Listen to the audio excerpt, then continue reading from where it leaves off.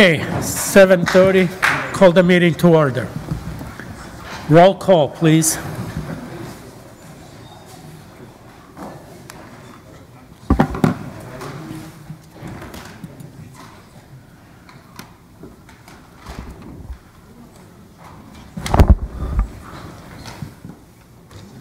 No. Now it is. We already did it. No. You did. The pledge, we did it before, so we don't need it. There's 19 supervisors present. Supervisors Belsky, Kubicki, Franco, and Caro are excused. Okay, many of you guys have heard that Ron Frederick passed away late last week at the age of 91. Ron was a longtime member of this board who served with many of us before he retired 2 years ago. A visitation will be held at Procol Funeral Home from 4 to 6 p.m. next week, Wednesday, with services to begin at 6. I'd ask that we now observe a moment of silence in his honor.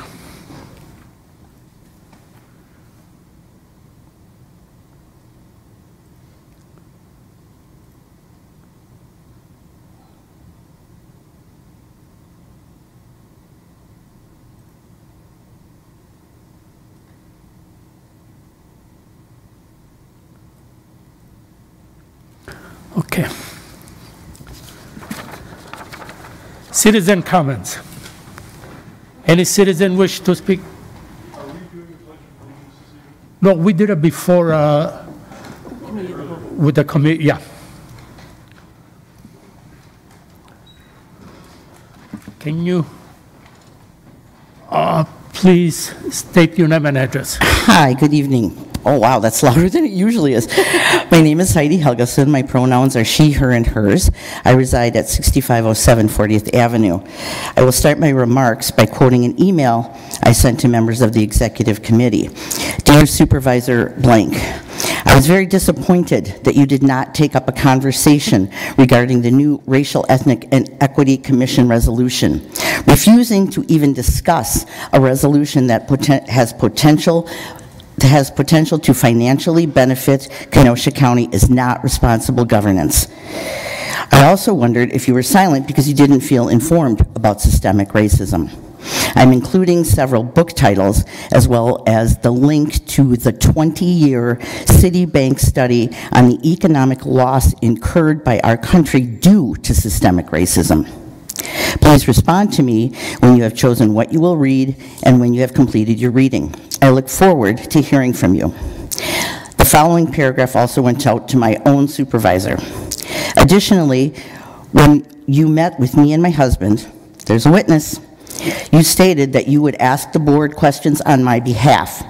Can you please add an agenda item and ask the members of the Executive Committee what materials they have read to educate themselves about systemic racism? Thank you. I received no response, and there is no agenda item. The resolution proposed the responsibility of appointing commissioners to be moved from the executive to the county board members. I received one response from the district's 5 supervisor. Quote, "It is up to the county executive to appoint new members." Does he not understand how resolutions work, or does he think I don't understand?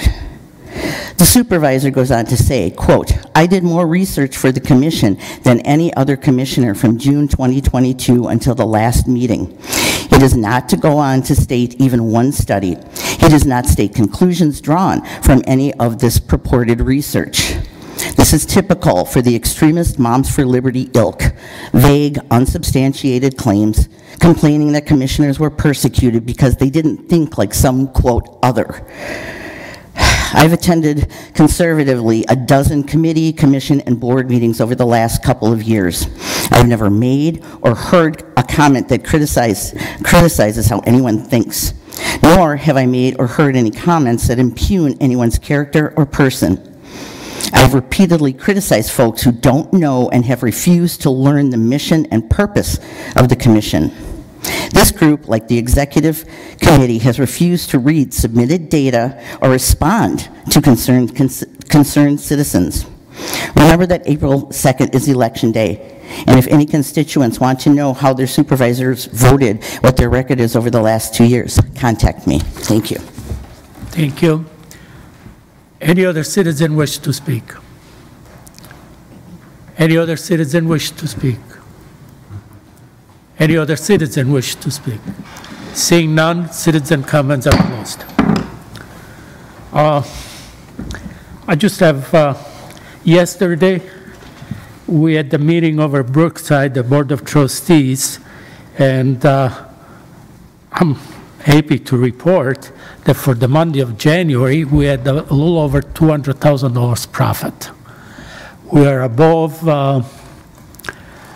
what we had projected for residents there, and it seems like everything is going good. We also had some good news for the roof, that it came in about $300,000 less than what was projected. So everything looks pretty good, and we have nurses. It's completely full. LPN, and I believe we have just a few CNA short, but we can work with what we have now. Okay, supervisor reports. Supervisor Rodriguez. Thank you, Mr. Chair. I want to take this time to draw to all of my colleagues' attention 2023 Senate Bill 789 that passed both chambers in Madison, and it now sits in front of the governor for him to either sign or veto. I'm going to go through some of the details of this bill, but what my ask of you is right now for you to, after hearing from me tonight, reach out to the governor through whatever means you have possible and ask him to veto this bill. 2023 Senate Bill 789 allows for the charging of fees directly associated with redacting public records, specifically body camera footage from law enforcement agencies throughout the state of Wisconsin. This issue has been brought up in the past. In fact, in 2012, the Supreme Court of the state ruled in Milwaukee Journal-Sentinel versus the City of Milwaukee that police agencies cannot charge for the redaction of information, audio, picture, video, and body cameras.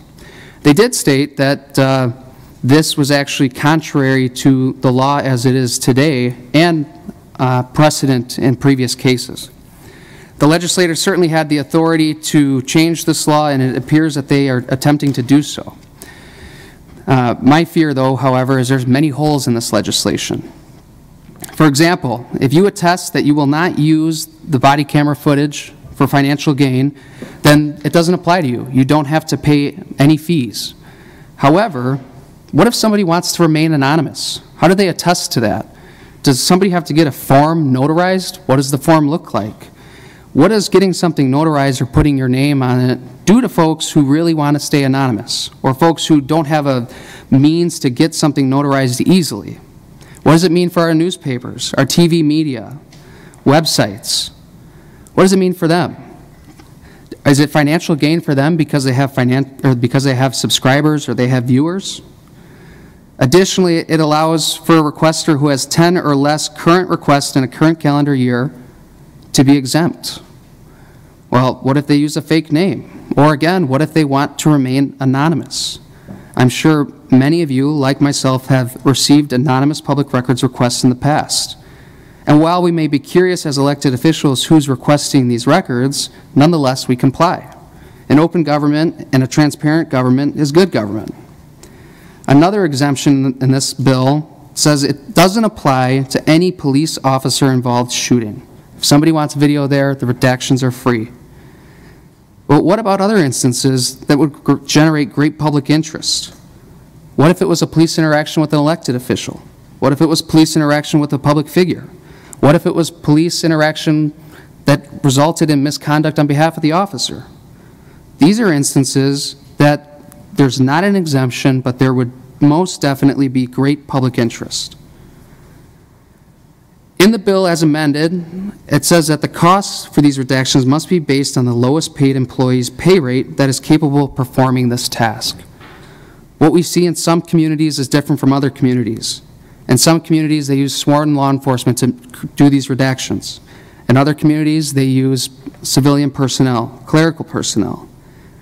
My fear is that in an attempt to get around public records requests, law enforcement agencies may decide to use a higher paid individual instead of somebody who's lower paid. This makes government less accessible and less transparent. If you'd like to learn more, I'd be happy to speak with you individually or send you documents that I've received on this bill, but I would urge you to call the governor and ask him to veto this bill. And when you're done with that, call your representative. Like I said, the entire Kenosha County delegation voted yes on this bill. In fact, the Assembly voted almost unanimously. 3 Assembly members voted no. The Senate, nearly half of the Senate voted no. Not sure what the difference was there, but in this instance, it sounds like the Senate had better judgment. So that's all. Thank you for your time. Thank you. Supervisor Nedwesky. Thank you, Mr. Chairman, and don't worry, I'm not going to read the whole packet. First of all, regarding Senate Bill 789, I can think back to last spring when District Attorney Gravely petitioned me to work with the State Joint Finance Committee to help get funding for 2 new prosecutors, 2 assistant DAs.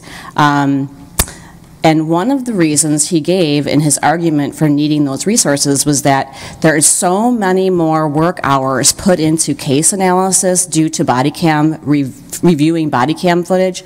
I can only imagine what it means to law enforcement when they have to go through and redact all these things. The bill was intended to keep internet personalities from making mountains of requests for body cam footage and then monetizing it on sites like YouTube.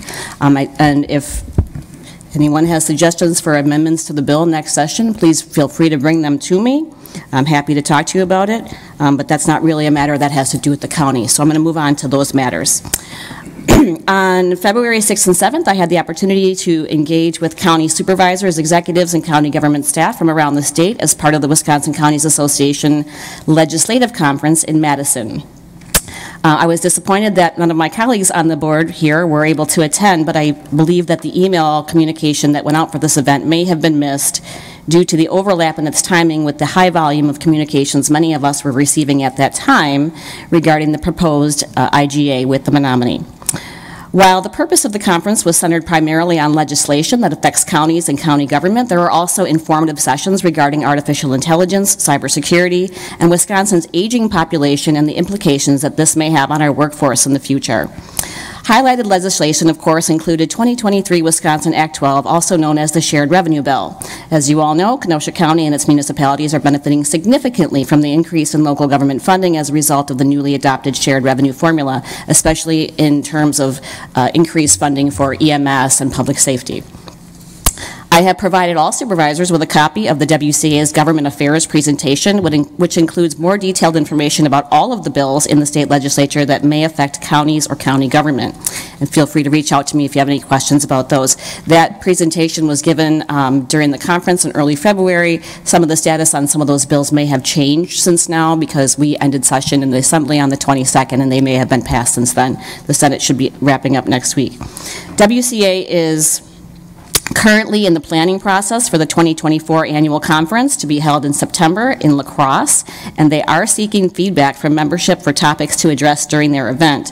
There is an online form available on their website for suggestions with submissions due by March 29th, so I encourage everyone to submit their suggestions and attend if you can. Moving on, back on April 5th of last year, this board voted in favor of Resolution 91, petitioning the state legislature to increase state funding for county child support agencies. As the then chair of Human Services Committee, I was happy to vote in favor of this resolution and even happier to petition the state legislature as the state representative for the 61st Assembly District. Working with the legislature's Joint Finance Committee, we were able to get this much-needed funding included in the 2023-2025 biennial budget. Yesterday, Workforce Development Director Dustin Feeney and the Child Support Team presented Representative Chip McGuire and I with an award from the Wisconsin Child Support Enforcement Association for our efforts. This would not have been possible without Resolution 91, so I thank the authors of the resolution, Supervisors Decker, Geertsen, and Stocker, for bringing it forward and for the supportive vote from this body on the floor. However, It is the child support team who truly deserves to be recognized for the amazing work that they do to make such a positive difference in Kenosha County. I was just doing my job. In particular, I would like to take this opportunity to recognize child support specialist Donna Adams for her 30.5 years with Kenosha County working in child support services. Donna is retiring on Monday and is looking forward to continued nonprofit work and spending more time with her granddaughter.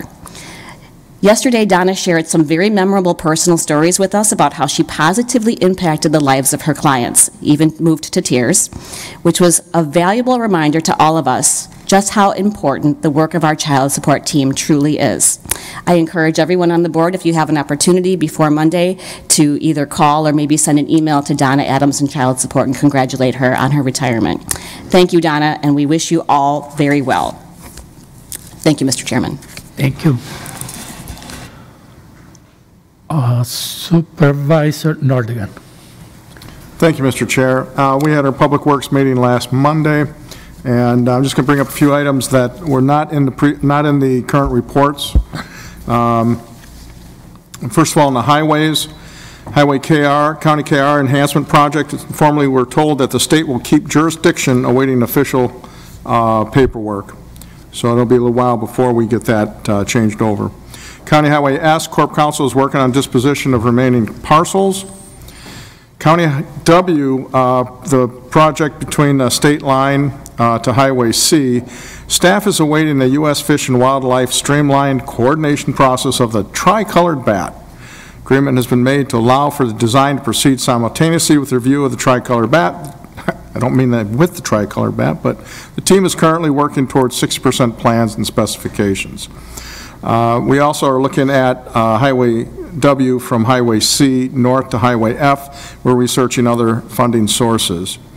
And just on Highway 15 Paddock Lake, east of 236th Avenue, completed punch list of items is remaining. There was a pedestrian crossing flashing sign that has since been corrected, I believe, since it wasn't flashing. So please be aware now, with those of us who go up and down Highway 50 through Paddock Lake, there are two pedestrian crossing signs. These are state ones, and they're flashing lights. When those things are flashing, you are to be stopped and allow pedestrians through. One of them's right at the north side of the park, and the other one's right across, goes across from the high school. So there are now two, so be aware of that.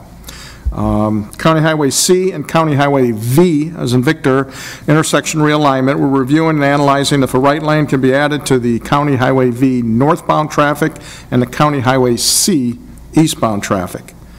County Highway Bridge west of County Highway G, we're awaiting response from WSDOT for approval.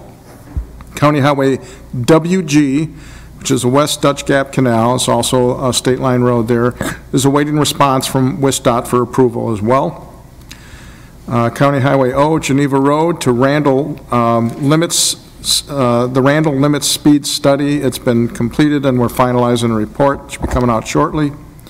Reminder, household hazardous waste drop-off is scheduled for June 1st, the Kenosha County Center. County paving in 2023 was completed at 11.7 centerline miles. County Highway H, from Highway 165 to 93rd Street and Bain Station Road to Highway 50. Those bids were opened and construction is tentatively scheduled to begin in June 2024. County Highway 50 at W, the median openings were completed. Major construction will be coming this spring, so be aware of those construction areas if you're going to be if you use those roads significantly. As for the park side of things, Kemper revetment, replacement, reevaluating funding sources, a BRIC grant has been submitted and they have asked for some more information. That's good news. So hopefully that means a little something coming for that project because it is going to be an expensive project. In facilities, the ceremony courtroom fundraising continues. The exterior building renovation, Molinaro and the KCCH. This phase focuses on the KCAB east entry by replacing the tile entry step, concrete, and secure entry door. This project has been substantially completed and is pending a punch list items. Let's see. golf, we actually were open these last couple of days that have been real nice. We think one of the days we had over 120 golfers out there. We keep it at a limited amount of people running it, so they'll just look to see the weather's nice, we're going to keep the golf courses open or open the golf courses. The Red Pines 9 irrigation system, construction and installation has been completed. Contractor will return in the spring to complete program and testing. Petrifying Springs and Brightondale maintenance storage facilities, preliminary design on Petrifying Springs has begun. The Blue Spruce improvements, preliminary design work expect to be completed this fall. Updated cost estimates have been included in the proposed CIP. And a First Tee program that was initially brought up by Supervisor Thomas, which is a very good program trying to get inner city kids interested in golf. Staff has met with the City of Kenosha, Director of Golf and Field Supervisor of Washington Park Municipal Golf Course to see if there was an interest. Initial discussions were promising and discussion on possible intergovernmental agreements on that. Planning Development, South Branch Pike River, the USAC, 60% design has been received and staff is in the process of review, waiting formal modeling for flood flows and floodplain anticipated in March. Camp Lake Dam ownership, it was revised agreement sent to Camp Lake for approval and waiting response. We transferred the dam over to the Camp Lake Dam ownership. Fox River Basin, County Highway W from 50 to Highway F, awaiting USAC response. Staff has submitted the Protect grant for this work. Other than that, we will be developing our, every 5 years we develop an outdoor recreation plan.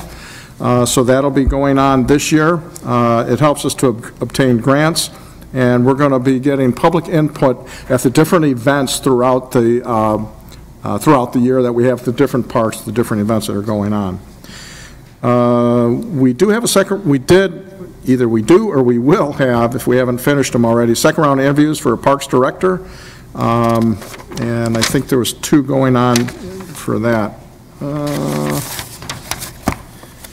And then we have a MOU with Wheatland on the use of Highway O at the intersection of 50 to cross with the traffic signals with using ATVs and UTVs. On the county highways, there are no right to use ATVs or UTVs on there. This is just to cross over 50 in a semi-sort of safe fashion, and then they're supposed to get back off the county highway. I think we are looking at some pilot programs to do just that, or driving off or right on the side of the highways, but that, or county highways, but that has not yet been approved.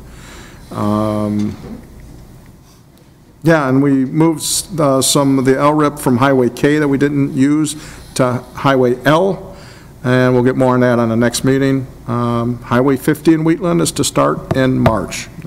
So that will be starting this month. I think that's it, and yeah, that's it. Thank you. Thank you.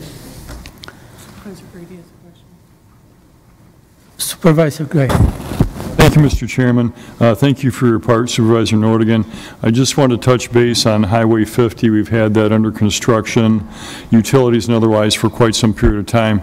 So is it my understanding that from the interstate all the way to the western aspect of Kenosha County, Highway 50 will be construction free this season? Is that my understanding? Is that a possibility? Maybe by the end of the summer. There's going to be a crossover. They're going to raise Highway 50 just before the bridge by Fox River, I think it's just east of the bridge, by 2.5 feet for a section. It's not a very large section, but they have to have crossovers to shut down the westbound lane and then to shut down the eastbound lane when the westbound lane is done. So there will be some out that far west. So if you're going to Lake Geneva or Twin Lakes, Wheatland, you're probably going to run into that, but it shouldn't be a long project. It's not going to be like Highway 50 was through Paddock Lake, no. Okay, so keep us apprised of that if you would, and let us know if that would be all 7 days of the week, or if they would put it back to normal on weekends, or just give us some indication. But thank you for your comments. Sure. I'm finished. Thank you. Supervisor Thomas. Yeah, thank you, Mr. Chair. I thought with the committee as a whole that it would play and probably the last time this will be reported on, but I thought it was necessary to have a final report on the Racial Equity Ethnicity Commission. Mostly maybe just for a personal reason. I spent hundreds of hours doing research on this, and on a personal level, it evolved into things. I've been asked to be on the State Superintendent Advisory Council for Education as one of the outcomes of this. A lot of the people in the public make assumptions on what was done and what wasn't done, and we haven't had a chance to talk about this since our last meeting in October. So I'm going to take a little chance to do that. You guys are going to give me 10 minutes, whether you want to listen or not. That'll be completely up to you. But I have a responsibility to myself to report on what we did do during that time. And part of that in all of this is sometimes we just have to have the courage to be honest about the research that we find. And some things that happened during that time where the commission was meeting actively, and what led to, I will say, the dismantling of it. I was on it. I started going to the first meeting, and I believe it was May of 2022, and then started going as a member in July of 2022. I was asked by the chairman if I would be on that commission, and I took it seriously. I started doing research right away on the parks. One of the outcomes was making a recommendation to have a First Tee program. I took the initiative to meet with First Tee out of Southeast Wisconsin, and then I handed it over to Jim Wallace, and they met, and now something will come of it. But shortly, several months after I was on it, the chairman of the commission was not showing up. At the end of September of that 2022, no one on the commission was reaching out to him to seeing why he wasn't coming or telling us he wouldn't come to a meeting, and we would be sitting there at a meeting with no one to run it. So I had actually called him and asked him if he was going to start to come to the meetings, even though his term was ending in December. Along with someone else, their term was ending in December. He said no, he was a coach, a football coach, and he was too busy, and his time was limited, and one thing led to the other. And I just said, fine, can you send me if I send you an email, can you just respond to it confirming that, and I'll pass it on? And he did, and we went forward. But we were without a chairperson, because the other person that was the second chair most of the time was out of state and would call in on the phone, and it was not run very well. But you should know that in September, the two people that resigned, their seats were supposed to be filled in December. The county executive should have started the appointment process in September to fill those seats so they were filled in December, and they were not. The chaos continued. The public got dissatisfied with these open seats. Commission members were openly, actually they resigned because of some of the suggested appointees. So it was not a functioning commission. Me personally, it didn't get in the way of me continuing to doing research, because I still thought it was important to continue to do these things. So in saying that, I don't want to have to say this again, and hopefully this will be the last time, but I sent everybody here, including the press that would cover anything related to Kenosha, that Xavier Solis did not say the word that he was accused of saying. I had hired somebody to analyze that video. And if anyone took the chance or took the time to look it over and review it, you'll know that he did not. Even on a closed caption of YouTube, which use a very high sophisticated software to do closed captions, they do not capture the word that he was accused of saying. All the same though, all the appointees by the executive, county executive, she rescinded all of them. Led to more chaos ever since, and we even had someone spoke on it tonight. So part of some of the actions that we took is that I had asked, we had made a motion to ask for all the data that was used by Jen Fairheit to determine that it was a public health crisis. The motion passed. We asked the county exec if they had any documentation. We asked the executive committee. and we asked the Human Services Department. John Jansen is the only one that provided anything, and all he gave me was the notes, the minutes from the meeting that it was presented. There was actually no data, not any information other than the proclamation. There was nothing else. There was nothing to substantiate what she claimed. I'm not saying that there wasn't or there is not. All I'm just saying that it was based upon someone's opinion and not any factual data associated with the resolution that she presented. In saying all that, this commission didn't have anything to base it off of. There was a committee that was formed after that, but it was made more on how it should operate, the bylaws, and so forth. There were some other things in that it highlighted different things, but there was no true data in all this. So, and then when we started getting the reports finished at the end of the summer, is that it was the decision by the executive committee chair that to have all the reports submitted at one time. We had one report that was in August that was approved for us to submit, and that was on the health-related issues, and we thought it was appropriate to defer to the Thrive report since it's much more extensive. It's done by professionals. It's going to be overviewed by professionals, and we deferred to that because there was no way that the way that commission was set up with the people on it that we could do anything close to that type of report in such detail. It was just beyond the capabilities of what that commission could do. The next thing we looked at was the education aspect of things. And we had a very extensive, lots of data pointing out about truancy, chronic absenteeism, how it affected different groups disproportionately based upon their population percentage. That report was also submitted to the truancy task force that Supervisor Nedweski is on.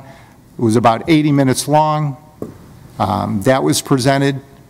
We also had one that was on housing, and I'm going to go over this one just a little bit, because housing is a huge issue, and we completely ignore it. Does anyone know how much money is in the Kenosha County Housing Authority? Or even how it's funded, or where the money came from, or if we're doing anything in that regard? 2024 budget, we took all the money out of it, whatever money was allocated, which was not substantial. But that money, there was a couple $1 million that goes back about 25 years or so. Maybe some of you remember this. But it was to help people with down payments on houses. It was to help people with repairs on their homes so they could stay in their homes. It was also to help landlords to make improvements to their properties to allow people to stay there that maybe needed a wheelchair ramp or some other aspects of that. All that money has been depleted, the several $1 million, though that money was not a loan in the sense where they had to pay it back or have to pay interest on it. What it was is that, say I used $10,000, that was the maximum you get. I use that for a down payment on my house. When I go to sell that house, I have to pay that $10,000 back, and it goes back into the kitty for someone else to use. Or if I die and it doesn't go to my spouse, then that money goes back in. On average, we get about $30,000 to $50,000 a year back from that program. $15,000 of that program goes to administer it to a third party. So we end up with maybe $15,000 or $30,000 to loan out to only people west of I-94, or outside of the city of Kenosha, I should say. We don't look at creative ways, or we don't prioritize our bonding or borrowing to look at how we can.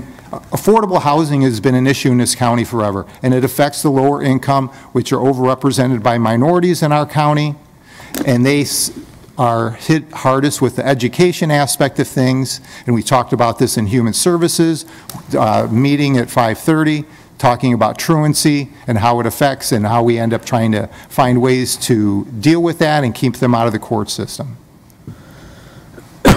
But we'll borrow $3.5 million to go put rock in Petts Park along the Pike River to keep some dirt getting in there, but we'll ignore the people who could really benefit from that. Or we'll spend $100,000 paying utilities at the Kemper Center. So for like 40 some years, they found a way to pay their own utilities, But now all of a sudden, the last handful of years, we'll spend 100 grand doing that when we could better utilize that money someplace else.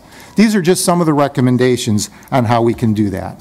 The other thing is that I had looked at and I confirmed earlier is that we could start a tourism program with Kenosha County and deal with some of like Bristol and Paris and Twin Lakes and sort of function at that with 70% of it having to go into tourism dollars, but 30% of it can go to something else. This is a passes. It's not a levy, a tax levy. It's the people who are traveling through our county or coming here for recreation or whatever it might be, and they could help support this Kenosha County Housing Authority. They could go on both sides of I-94. Just some other small recommendations. Try to wrap it up now, Supervisor Thomas. You're saying I can't finish the racial equity ethnicity report? Well, I mean, Well, point of order, Mr. Chair. Is this a campaign? No, this is not a campaign. hold on. Or is this Hold on. report? Because none of this what was just brought up was not, I don't have a report on my email or anything on paper, so this wasn't brought up. This is a supervisor's report. You don't need to submit anything. Would you let me finish? Hold on. You said it's a report of the racial equity. Please It's my report. address it to me, don't address to each other, okay? Well, he wanted to You know what, that's he fine. wanted- I'll be done. He wanted to make a report on the racial equity, which he did, but now we're going into parks and everything else. We can talk on the public works for as long as he wanted to talk. I can't talk for 10 minutes. That's fine. Oh. Thank you. Okay. Supervisor Geschke. Thank you, Mr. Chair. I just have a brief report from the PDEC, Planning and Development and UW Extension Education Committee. As Vice Chair of PDEC, today I attended the annual MJAC meeting. That stands for the Multi-Jurisdictional Advisory Committee. What that is it's a committee that's made up of 9 jurisdictions in the county that work together for long-range planning. Kenosha, Pleasant Prairie, Salem Lake, Summers, Bristol, Brighton, Paris, Summers, and Wheatland. There are a few other municipalities that do their own, Randall, Paddock Lake, and Twin Lakes, and ultimately their own comprehensive plans are just rolled into the county's plan. So today we had a good working session. We had a rough draft of the comprehensive plan for Kenosha County. Good discussion, additional things that were suggested to be added to it. And so I'm just putting it on your radar that in the coming weeks that should be finalized and coming before us as a county board. But it was encouraging to hear what has been done in our broader community over the last year or so.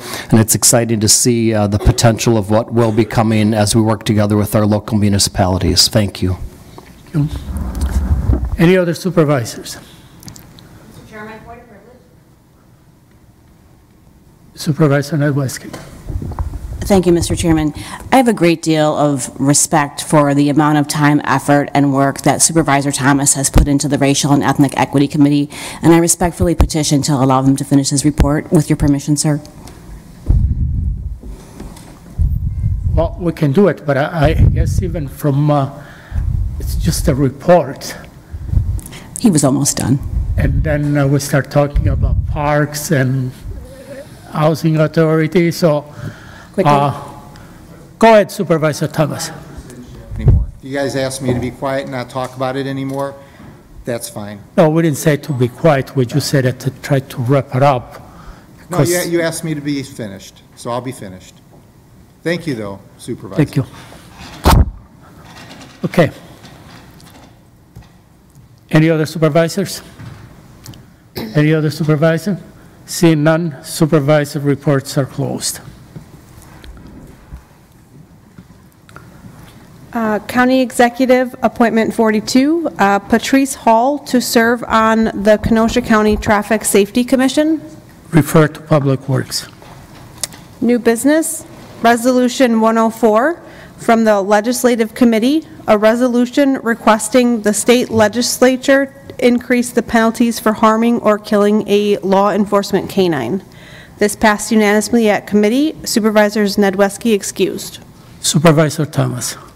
Move the resolution. Moved by Supervisor Thomas, second by Supervisor Wemble. Supervisor Thomas. I'll defer to Supervisor Decker. Supervisor Decker. Thank you, Supervisor Thomas. This resolution came around I actually saw an article in the newspaper regarding it, so I contacted the sheriff and asked him if he would like us to do a resolution asking the state legislature to look into change the law to increase the penalties for harming or killing a law enforcement canine. And Deputy Tift actually sent me an email with many of his thoughts on this issue. And because he has Canine Rigs as a partner, he had many great thoughts, and I actually put a lot of those thoughts into this resolution. I converted it into a resolution. So I'd like to say that pretty much Deputy Tift wrote this resolution in a backhanded way.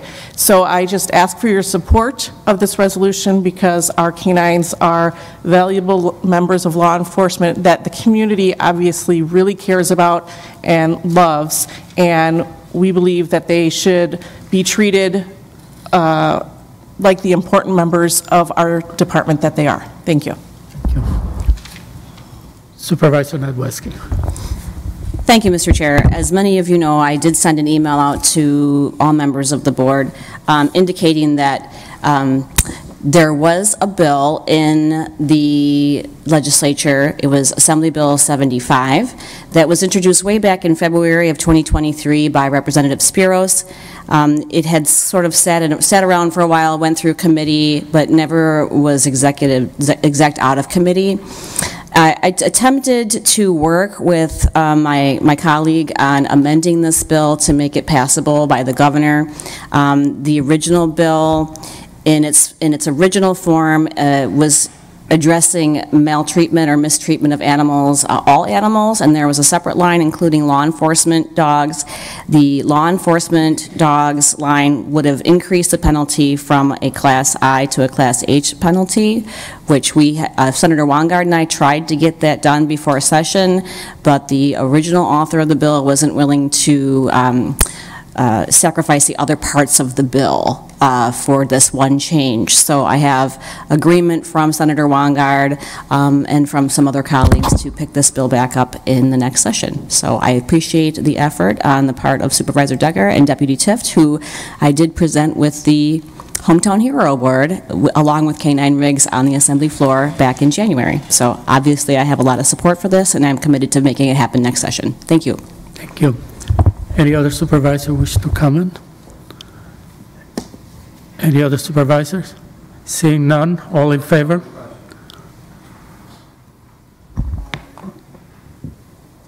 Roll call requested by Terry. I'm sorry? Terry requested a roll call. Oh, roll call? Okay.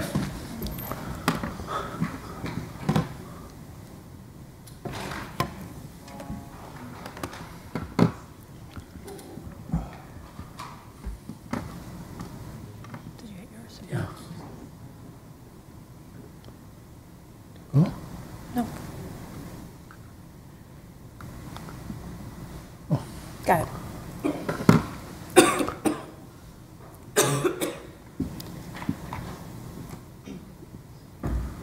It passes 19 yes and 0 no. Okay. Resolution 105 from the Executive Committee, a resolution recognizing March 2024 as National Social Work Month. This passed unanimously at committee. Supervisors Nordigan and Rose excused. Vice Chair Decker. Move Resolution 105. Move Vice Chair Decker, second by Supervisor Thomas. Vice Chair Decker. This resolution recognizes March 2024 as National Social Work Month. Like Supervisor Nedweski said earlier, we have many dedicated social workers that either work for the county or work with us in a private-public partnership. So they do great work, and we just want to recognize all the work they do to help families in Kenosha County. Any supervisor wish to comment?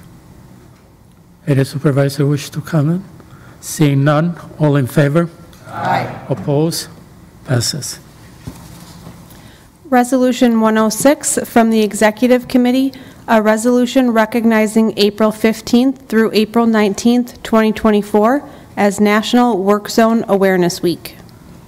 This passed unanimously at committee. Supervisors Nordigan and Rose excused. Vice Chair Decker. Move Resolution 106, please. Moved by Vice Chair Decker, second by Supervisor Bishop. Vice Chair Decker. I'd like to defer to Supervisor Rodriguez on this, please. Supervisor Rodriguez. Thank you, Vice Chair Decker and Chairman Nudo.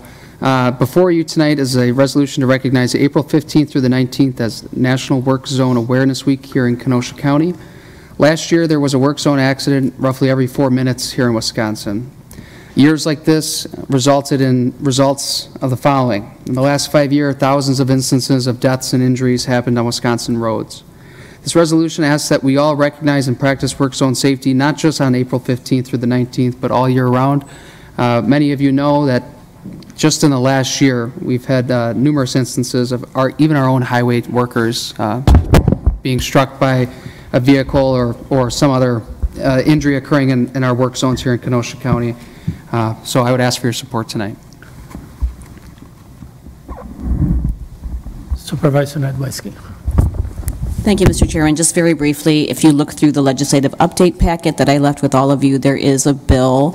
I'm not sure the exact status right now. It might still be in the Senate. That addresses required work zone safety for driver education in the state of Wisconsin. So I'll try to give you an update on that next time. Thank you. Thank you. Any other supervisors? Any other supervisors? Seeing none, all in favor? Aye. Aye. Oppose? Passes. Resolution 107 from the Public Works and Facilities Committee, a resolution to maintain Wisconsin Bird City status and recognize 2024 and 2025 International Migratory Bird Day proclamation. This passed unanimously at committee. Supervisor Thomas was absent. Supervisor Nordigan. Thank you, Mr. Chair. Move the resolution. Moved by Supervisor Nordigan, second by Supervisor Stock. Supervisor Nordigan. This resolution, I believe it's every other year that we put forth this resolution, and it's designated to help us to get included into our narratives and applying for various grants, so it does help us get grants, and I ask for your support. Any supervisors' comments? Any supervisor comments? Seeing none, all in favor? Aye. Oppose? Passes. Communications, Communication 93, a communication from Chairman Nudo, a resolution supporting 2023 Senate Bill 1026 to establish film and television production incentives and create a new state film office in Wisconsin. Refer to Legislative Committee. Number 94, communication from Public Works and Facilities Committee, a resolution for a land rental agreement with University of Wisconsin-Madison for the installation of a weather station within 225 square feet of the Kenosha County Center. Refer to Public Works and Finance. 95, communication from the Finance and Administration Committee, an initial resolution authorizing the issuance of not to exceed $33 million general obligation bonds and/or promissory notes for the purchase of the Human Services Building. Refer to Finance Committee. 96, communication from the Finance and Administration Committee, a resolution accepting Monsanto settlement funds, establishing fund for improvement projects, and improving expenditures. Refer to Finance and Public Works Committees. 97, communication from Vice Chair Decker, a resolution recognizing May 5th through May 11th, 2024 as Public Service Recognition Week. Refer to Executive Committee. 98, communication from Vice Chair Decker, a resolution recognizing May 15th, 2024 as Peace Officers Memorial Day and May 12th through the 18th, 2024 as National Police Week. Refer to Executive Committee. 99, communication from Vice Chair Decker, a resolution recognizing May 2024 as National Military Appreciation Month. Refer to Executive Committee. 100, communication from Vice Chair Decker, a resolution recognizing May 5th through May 11th, 2024 as National Correctional Officers and Employees Week. Refer to Executive Committee. 101, communication from Vice Chair Decker, a resolution recognizing May 6th through May 12th, 2024 as National Skilled Nursing Week. Refer to Executive Committee. 102, communication from Vice Chair Decker, a resolution recognizing May 2024 as National Foster Care Month. Refer to Executive Committee. 103, communication from Judiciary and Law Committee, a resolution to accept 2023 Grant Award Fiscal Year 23, Homeland Security, Wisconsin Emergency Management, HS Alert Bomb Technician Response Equipment 2023. Refer to Judiciary and Law and Finance Committees. Claims number 19, Smart Asset Realty for property damage. Refer to Corporation Council. Approval of the February 21st, 2024 meeting minutes by Supervisor Stock. Supervisor Stock. Move to approve the minutes. Moved by Supervisor Stock, second by Supervisor Bishop. Any comments? All in favor? Aye. Oppose? Oh, sorry, Supervisor Rodriguez. It's not on the minutes. I just wanted to ask something before the meeting adjourns tonight. Through the chair to Corporation Council, I would ask that you or outside counsel conduct an investigation to whether any county board supervisor violated Chapter 19.04 Standards of Conduct of our municipal code here in Kenosha County, specifically Section 2, Use of Public Property. Thank you. Okay, going back on the minutes, any supervisor comments? Seeing none, all in favor? Aye. Oppose? Passes. Motion to adjourn. Second. Motion to adjourn by Vice Chair Decker, second by Supervisor Uas. All in favor? Aye. Oppose? We're adjourned.